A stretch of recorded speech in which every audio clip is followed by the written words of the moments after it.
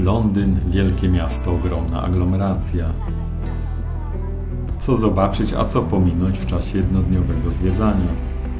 Wybór tym bardziej trudny, że jest to nasza pierwsza wizyta w tym mieście. Po przyjeździe o 3 rano pierwsza niespodzianka. Przymusowa zmiana planu zwiedzania, ponieważ jedna z nielicznych czynnych w godzinach nocnych linii metra nie działa z powodu prac remontowych. Zamiast nocnego zwiedzania mostu milenijnego udajemy się o 4 rano pod katedrę westminsterską. Miasto się budzi, na Big Benie za 10:05, a my już na nogach. Spoglądając w stronę Big Bena widać zaczątki świtu, czyli już będzie tylko lepiej. Parlament jest jeszcze pogrążony we śnie. Zanim London Eye przyjmie pierwszych gości, minie jeszcze kilka godzin. Tymczasem jest okazja, żeby popatrzeć na Tamizę przy wschodzie słońca i przed porannym szczytem komunikacyjnym.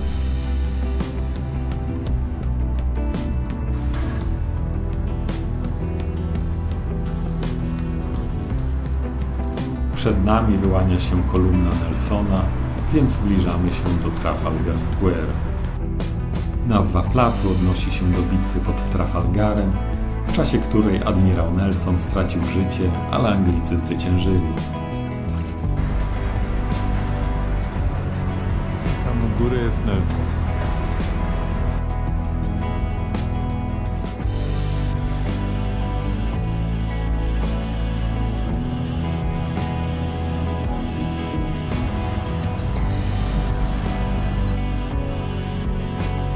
W głębi placu mieści się Galeria Narodowa. Po drodze mijamy dom, w którym Isaac Newton żył przez 17 lat. Dochodzimy do kolejnego placu Leicester Square. Najpierw w oczy rzuca się rzeźba lewitującego jegomościa zatytułowana Get Out. Centralna część placu jest ogrodzona i zamknięta. Zapewne chodzi o bezdomnych, aby tam nie nocowali. A pod kasynem bezdomni. Dlatego widać ich, jak śpią pod kasynem.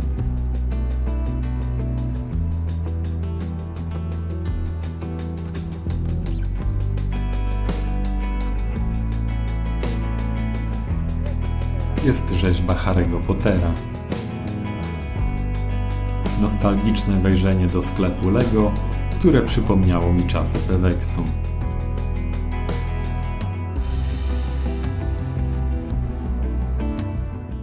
Tuż obok mieści się Chinatown, czyli chińska dzielnica. Czerwone lampiony nie dają pomylić tej dzielnicy z żadną inną. Angielska taksówka.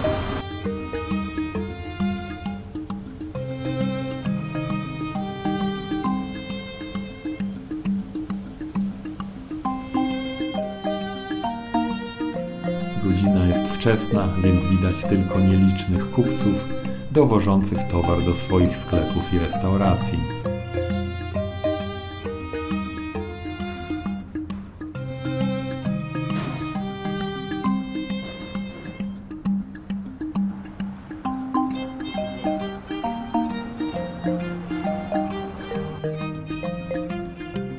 Następnie przemieszczamy się do Piccadilly Circus.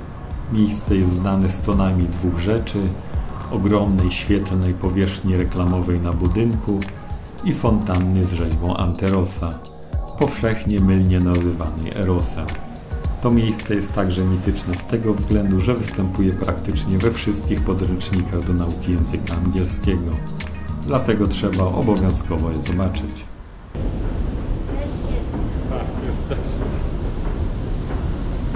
Jazda metrem jest zawsze wchodzeniem w nerw miasta. W pobliżu twierdzy Tower of London zachował się fragment rzymskiego muru, który otaczał starożytne Londinium.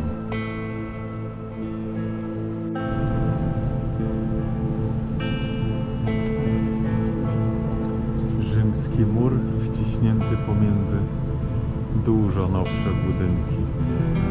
Z historycznym Tower of London kontrastuje współczesne City.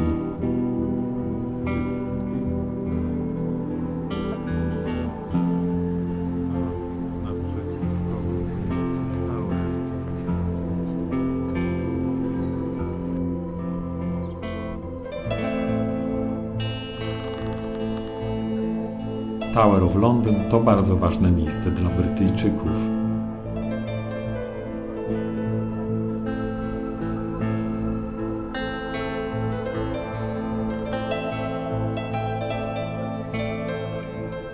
Tower Bridge to zaraz po wieży zegarowej, zwyczajowo nazywanej Big Benem, najbardziej znany kadr z Londynu. Tower Bridge miał z założenia harmonizować z pobliskim zamkiem i to się architektom udało. Most został ukończony w 1894 roku. Mogą pod nim przepływać statki o wysokości 40 metrów ponad lustrem rzeki.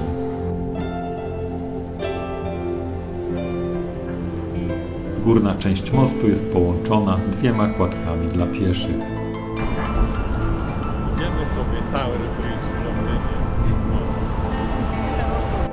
Charakterystyczne dwie wieże sprawiają, że nie sposób go pomylić z innym mostem.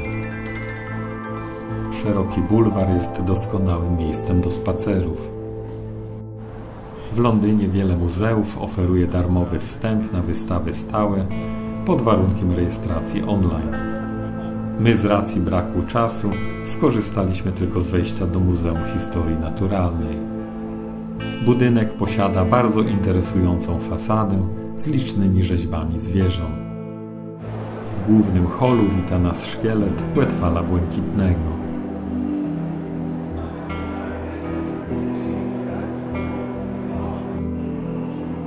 Uwagę przyciągają liczne skamieniałości dinozaurów i innych stworzeń.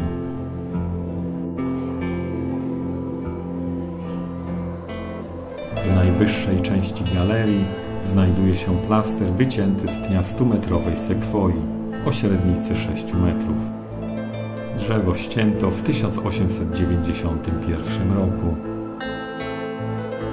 Nie sposób opowiedzieć o wszystkim, co się tutaj znajduje, dlatego warto postarać się o wejściówkę i samemu zobaczyć. Pogoda nam sprzyja, więc czas zajrzeć do jednego z królewskich ogrodów, mianowicie Kensington Gardens. W parku mieści się rozbudowany pomnik poświęcony księciu Albertowi. Książę Albert był mężem królowej Wiktorii. Naprzeciwko stoi słynna i bardzo prestiżowa sala koncertowa Royal Albert Hall. Główną atrakcją parku jest Kensington Palace. Od XVII wieku pełni funkcję rezydencji brytyjskiej rodziny królewskiej. Z Kensington Gardens sąsiaduje Hyde Park. W Hyde Parku funkcjonuje plaża. Jest wypożyczalnia sprzętu pływającego i bar, w którym można coś zjeść.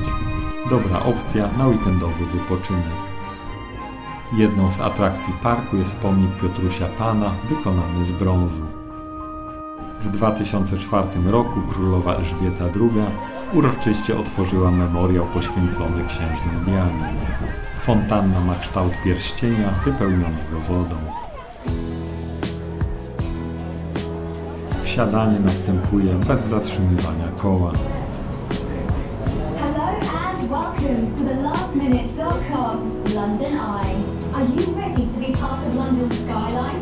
Whilst you're enjoying the amazing view. Bilety na London Eye trzeba rezerwować z większym wyprzedzeniem, bo wtedy są tańsze. Nas jeden obrót na tym kole kosztował 35 funtów na osobę. Czas obrotu około 30 minut.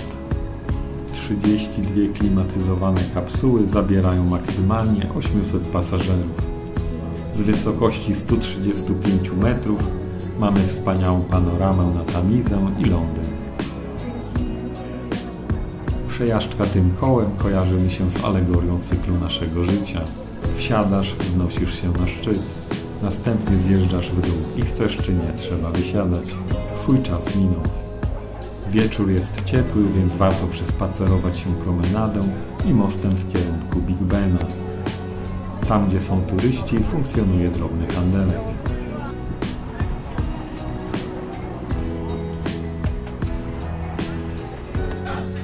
Nic tak nie przyciąga wzroku jak wypasiona riksza. Nazwa Big Ben pierwotnie odnosiła się do dzwonu wewnątrz wieży. Wieża zegarowa w 2012 roku została przemianowana na wieżę Elżbiety. aby uczcić diamentowy jubileusz Elżbiety II. Jednak w powszechnej świadomości funkcjonuje jako Big Ben. Posłuchajmy bicia najsłynniejszego dzwonu na świecie.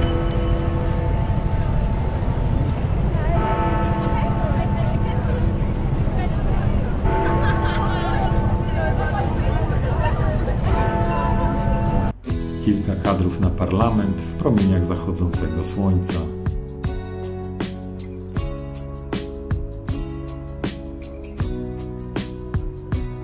I na Westminster Abbey, bo z samego rana opactwo było pogrążone w ciemności.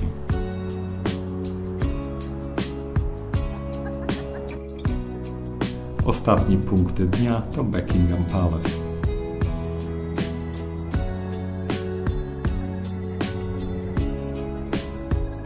Przed pałacem stoi pomnik królowej Wiktorii.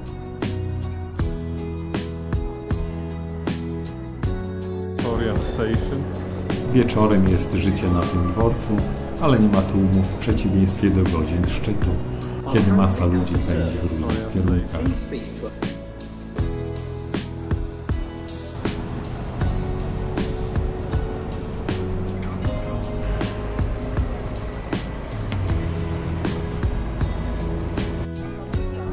Przed wylotem mamy chwilę, by powrócić w godzinach przedpołudniowych przed Buckingham Palace i zobaczyć niedzielną zmianę warty. Trudno się dopchać do płotu, żeby zobaczyć coś więcej niż ludzkie głowy i metalowe sztachety. Ciekawe, ilu kieszonkowców jest w tej chwili tutaj na robocie. Na sam koniec udało nam się dojrzeć przemarsz orkiestry.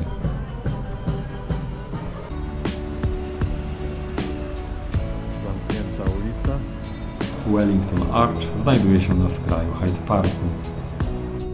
Powrót autobusem na lotnisko połączony z odkrywaniem nieznanych nam zakątków Londynu. Mini Big Ben.